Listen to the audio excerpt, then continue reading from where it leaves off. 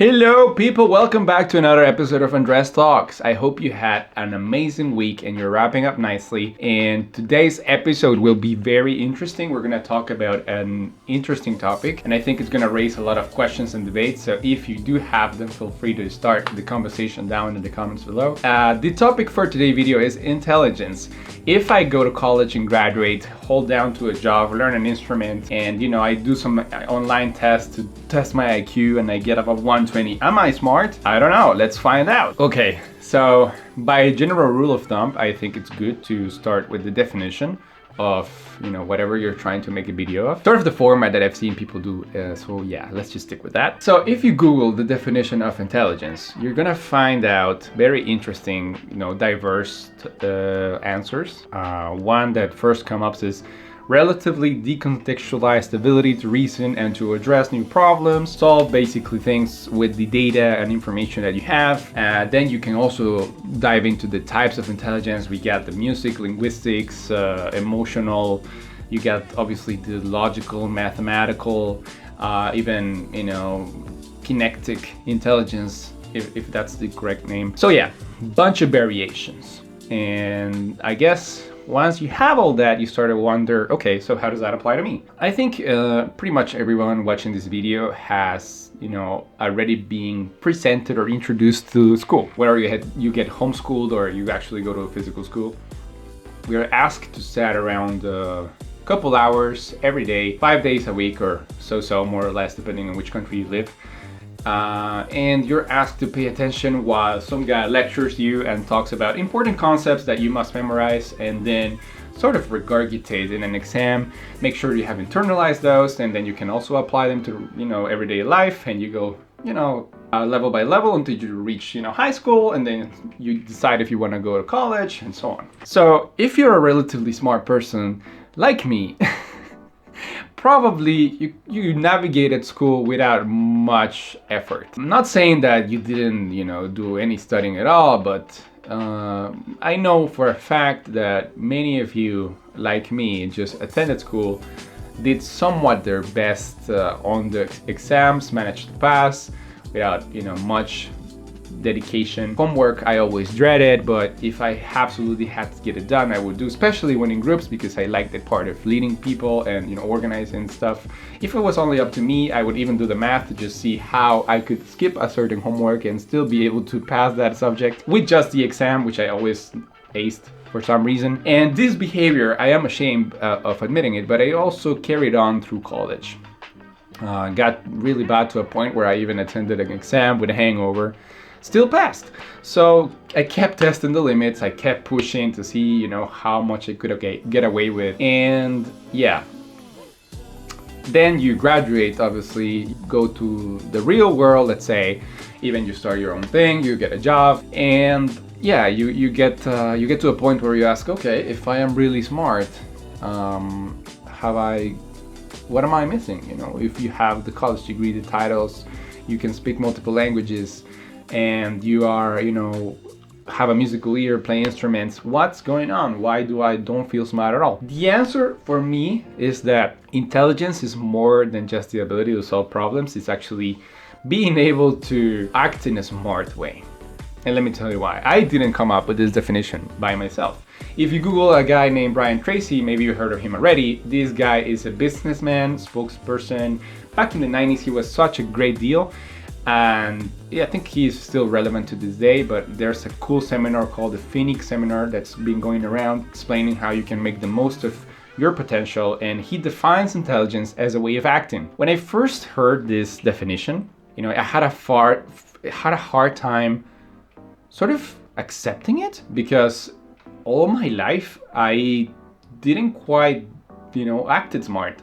Sure, I was, doing what I was asked to do, and I passed everything that I was doing, and I completed stuff. I had this follow through all the way to adult life, but was I really acting in a way that benefit my own goals, my own aspirations? Hardly. And it's sad.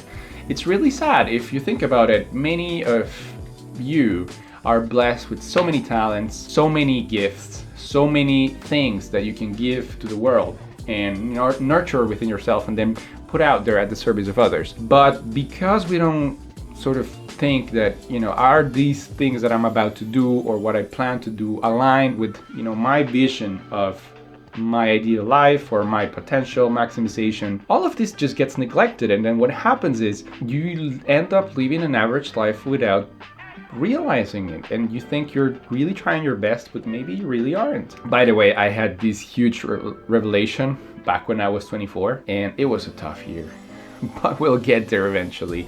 Let's just stay on topic for today's video. So yeah, this definition of intelligence really struck me as pure genius. I mean, if intelligence is a way of acting, whether if it's, on the musical aspect, linguistics, emotional, mathematical, logical, whatever, you can really define how smart you are by how you're able to follow through and act on, your own life with your own actions, and to sort of get what you want out of life. And I think that's way better than just saying, oh yeah, I'm smart because I get a 9 or a 10 in a 10 grade point system scale, or I get an A plus and I'm a fucking genius.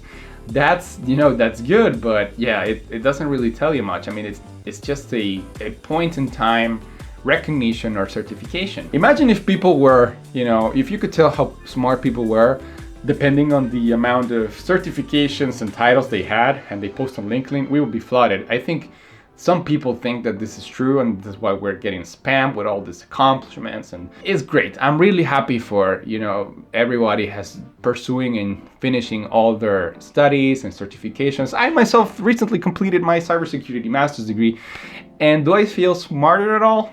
Hardly. Sure, I got another skill and I got certified for it. But the real crisp of it is, as long as you're acting in a way that it's aligned with what you want to get out of life, then you're being and acting smart, and you can think yourself as a smart person. If you haven't put much thought to this in the past, chances are that you are not living to the fullest, at least in terms of how your cognitive capacities can, really serve you. So yeah, with all of this, I want to wrap up and say that it's hard to, rely on intelligence all the time. And if you have done this in the past, like me, I think one of the great solutions is organization. I think in the previous video I mentioned that I am working in product. So currently I'm a product owner at a tech company, and one of the biggest skills when you are in product is organization. No matter how smart you are, you cannot outsmart a poor planification, a poor organization and backlog, and you just can't. You have to have a degree of order in where you want to follow through things and validate things and have your hypothesis and share your ideas, but you have to start somewhere. You can't just blurt out the information and write a bunch of emails and say I'm gonna do this and that and this and that, because you're not gonna get anywhere. And I think that also applies to life in general. But that's some skill that I think I've gotten and polished really from zero as I started this path in my career, because I really had to. If I had just stick with intelligence, then it's just doomed to fail. So if you are a really smart person out there who's always doing last minute assignments, if you're always wrapping up your projects a night before and you keep getting away with it, I can guarantee there is a better way. You can do much more for yourself. And I know probably the reason why you keep doing this is because it worked. But if in turn, right, if you commit and really dig into, okay, how am I not progressing and doing this in a better way?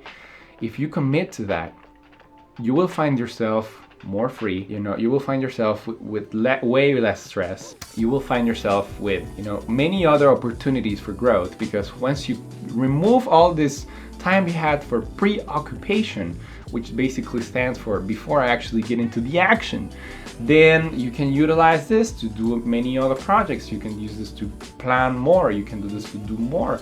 Take care of yourself, even go for a walk. I mean, anything is better than just sitting around preoccupied, getting all anxious, and then doing last minute and keep getting away with it.